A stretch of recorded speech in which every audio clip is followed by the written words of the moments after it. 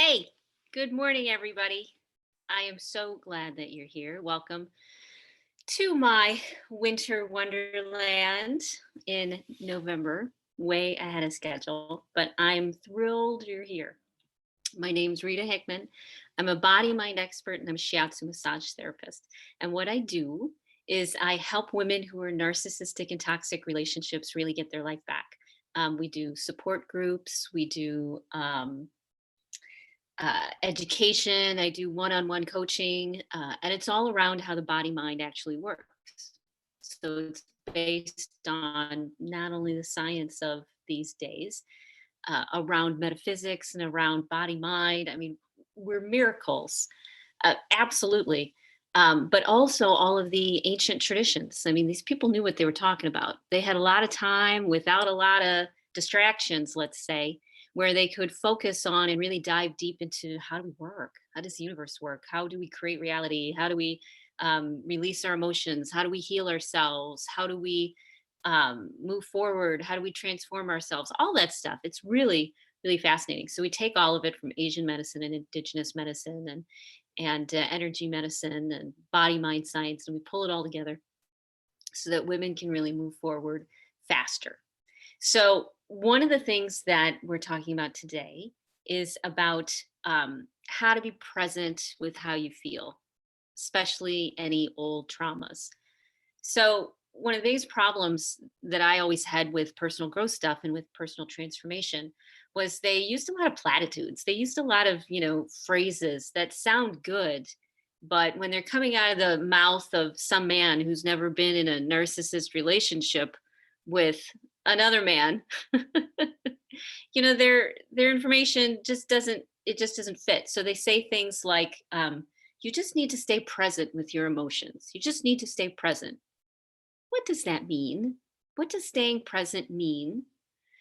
So when we have trauma is something unexpected that we have no control over, or we feel we have no control over, and we don't have time to process through. What happens is a trauma will happen. Let's say you'll come home from work and you're sitting there minding your own business, maybe making dinner, and then your narcissist comes in and they had a bad day, and suddenly you can't do anything right. You're too loud, you're in the way. They didn't want that for dinner, anyways. When is it going to be ready? Sometimes I like it early. Why aren't you here for me? I mean, the badgering and the belittling and the minimizing and the anger and the manipulation, it all starts. And the natural normal thing is to shut down, to protect ourselves because it's not a safe environment. And when we do that, what happens is it gets kind of stuck and stored in our body, and it goes to our diaphragm for 3 days. That's why sometimes you'll have a hard time breathing, because you may have a lot of trauma or stress stored in your diaphragm. And that's why there's a big thing around breath work. What it does is breath work will release the trauma, you've been holding in your diaphragm. It'll help you let it go and release that stress. Um, that's why singing works. That's why one of the reasons that talking works is because it actually moves and any stuck energy you may have in your diaphragm. So, but what that means is that when you've got all that tension there and you don't do anything about it, if you don't move it, if you don't get it out of the way, then it gets stored in some part of your body and kind of forgotten by your conscious mind, just like as if you took it in the backyard and you buried it. The problem is what you buried is going to continue to grow, and it creates parts of your body which now start to have illnesses. You start to have chemical sensitivities, you start to have fibromyalgia, whole system problems. Your rheumatoid arthritis may come in, Parkinson's, anything that has a component of stress that maybe could be managed by managing your stress better, starts to come up, and you'll feel it in your shoulders or your liver and your kidneys, and tension and dizziness and migraine headaches and stomach problems and digestive problems and IBS and all of that. It'll come out in a bunch of physical health issues. But this is this is how you reverse or rewire that. This is where that you need to be present to your emotions comes in. So let's say you've got a body riddled with traumas that you've buried in the backyard, all these dead bodies. And the only way to get that trauma out of your body is to go back in time and be present to that emotion. So usually some of these things are buried so well that it takes someone who's as, someone who's as mean and manipulative and awful as a narcissist to unbury it, to pull it up out of the depths of you, out of your core of you, where you've protected it and buried it a long time ago. You've probably been super successful. You've probably done a lot of things in life. You're probably a really cool woman. And it takes somebody as strong as a narcissist, as strong as somebody who's, you know, has problems and doesn't care if they take it out on you. Sometimes it takes somebody like that to literally pull that out of you so you can heal. It's not necessarily the most fun process, but if you don't do it, it really is going to keep spiraling down. So when you are triggered by somebody, you don't necessarily have to react at that time. Remember, it's triggering that old wound, that old trauma that you've been carrying.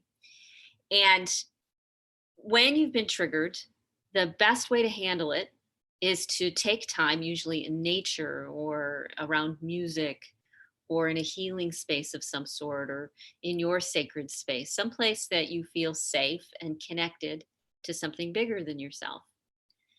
And when you do that, you let yourself go back to some of those original traumas. You relax and maybe you flirt around the edges. Maybe you tiptoe up to it and then run away again. And maybe next time you go in a little bit closer and then run away again. You can do this in small bites. You don't have to do it all at once. But being present means that you feel where it is. Let's say if it's in your stomach or your shoulder, or your heart or your knee or your foot or your head or whatever. And instead of trying to get rid of it, instead of distracting yourself with food or hoping it goes away or why is this here? I wish it would go away. Let's look at these physical things as possibly being stuck emotions. And if you go to that space and you let yourself feel uncomfortable with that emotion that's coming up, you don't have to do anything. You just have to let yourself be uncomfortable. And when you do, when you let yourself revisit that and be with it, it's able to clear. A lot of times we feel ashamed because we cry, or we feel ashamed because we have physical reactions to things. It's super common to feel guilty and ashamed, like we're manipulating somebody else's emotions and our feelings don't matter, and why are we upsetting everything, and all of that. So you've been trained to carry on, ignore what's going on, and carry on forward. But that's not going to help in the long run. What helps is that time, sacred time, when you've been triggered or when you have an emotion coming up, where you get to revisit, go back in time and revisit those traumas and be present with them, to not ignore them, to not deny them, to rest your hand on them, to put your consciousness there. And here's the cool factoid about that. Wherever you put your hand, wherever you put your attention, wherever somebody else puts your body's attention, your body sends blood, nervous system signals, lymph, everything. It sends it to that spot. And what it will do is it will heal. When you're present, when you're not skirting around the edges and ignoring and avoiding the landmine from any way possible because you judge it or you don't want to feel it, when you draw your attention to it, for me, a lot of times it's my diaphragm or my stomach. Draw your attention to it and sit with it and let yourself be with it. A lot of this stuff is unexpressed grief, unexpressed anger. I'll listen to music to help trigger things. I'll use the essential oil. Smell is that primal. It's so related to emotional healing and to emotion. So I'll integrate all of my senses, temperature and smell and visual and touch and physical, just so I can stay present. You have to be in a very nurturing, nourishing, loving space if you're going to heal, if you're going to move forward, because otherwise it's just too scary. It's just too hard. You have to be with like minds. You have to be in a caring, compassionate environment. that you create for yourself, because sometimes you'll have to do this by yourself, and or that you create with other people, because we can have it as a group too, with lots of people who are part of this healing process. All of us are moving forward. So if you're looking to release some traumas that either have been triggered or haven't been triggered yet, staying present to your emotions, being present, feeling your emotions doesn't mean going down the rabbit hole with them. It doesn't necessarily mean losing your mind. What it means is to not judge it, to put your consciousness wherever you feel the emotion and let your body cleanse and heal it and purify it, because it will.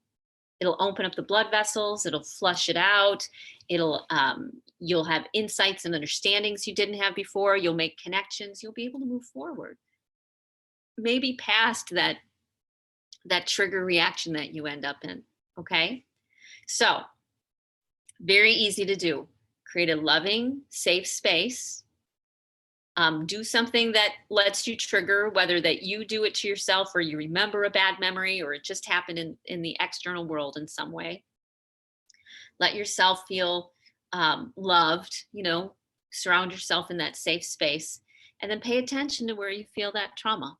Pay attention to it. And all you have to do, seriously, all you have to do is pay attention to it. You have to give it your focus. You have to put your mind there. You have to be present with it. That's what it means to be present with it. You don't have to create stories around it. You don't have to figure it out. You can just stay present, because really the trauma is in your body, especially if you've done tons of therapy already. It's in your body. And so you need to clear it from your body. You don't need to, you've probably already cleared it from your mind, but now you need to clear it from your body. And until you do that, until you start releasing those emotions and clearing the emotions through EFT or crying or shamanism or ritual or energy work, whatever it may be, you get to choose the things that you like the best or a combination of them all, then it's able to move. Personally, I like ritual, things like snow and trees. It's more effective for me because it connects me to spirit, to all that is, to something that's bigger than me, and it's not clinical. It's loving and supportive. And that's when you're able to start to see the magic and the beauty and the love that's everywhere around you, because it is. So I prefer, as I said, ritual of some sort, because it connects me, plugs me into something much, much bigger than me. And that's one of the safest spaces to be, so that you have the courage and you've got the resilience and you've got the self-love to revisit those things that you've been holding on to put your presence there, to put your consciousness there, your hand, a hot stone, your mind, paying attention to it, even though it's uncomfortable. And when you do that, you'll have some sort of emotional release and it'll clear from your body. You'll be surprised at some of the insights and understandings that you get, or how deep some of these emotions run. Remember, you'll be working on them for a while, but every time that you do, it clears a little bit more and a little bit more. You'll feel healthier. You'll feel more clear headed. You'll feel like you're moving forward. You'll feel more hopeful, because you're finally getting this burden off of your system, and you deserve it. You deserve to feel good. Okay. So if you feel stuck, reach out. We've got a group that we do. It's the Sacred Talking Circle. We do deep dives and strategy. We do the live streams every day. You have a private Facebook group. It's awesome. We're totally pulling this together in a sacred space. And so reach out. We can start, seeing how that works for a strategy call, or seeing how all that fits in. And if you think somebody else could benefit from this, make sure that you share this, because as the world gets more stressful and crazy and wigged out, we need each other more than ever. We need this wisdom. We need this understanding, because if you're in a relationship with a narcissist, it's very likely that you are an empath and a healer of some sort. And because of that, you need to do your healing work so that you can make the positive difference in the world that you want to make, to be the light, to be the channel, to listen to God, to connect with spirit, to understand the psychology, to do energy work, whatever it may be. Okay. So share this. And if you're stuck, reach out. Or if you just want a community of really amazing, fabulous women who know exactly what you're going through, there you go. So I hope you have a great rest of your day. I'm going to enjoy the snow. I'm off to my work and my day, and I'll see you tomorrow. Bye.